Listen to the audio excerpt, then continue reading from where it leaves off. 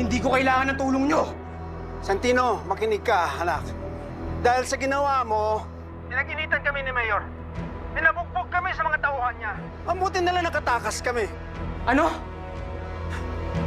Hindi magdadalawang isip na patayin ka ni Mayor kapag nakita ka niya. Kaya nga kami nagtatago na rin eh. Anak, ba't hindi na tayo magtago sa isang lugar?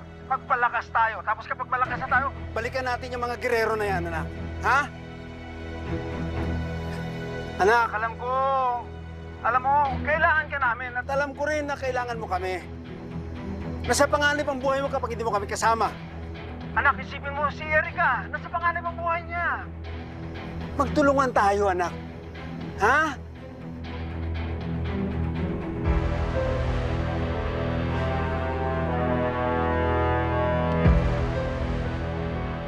Sige po, Ampong Lucio. Andito po kami sa Motel Stanley.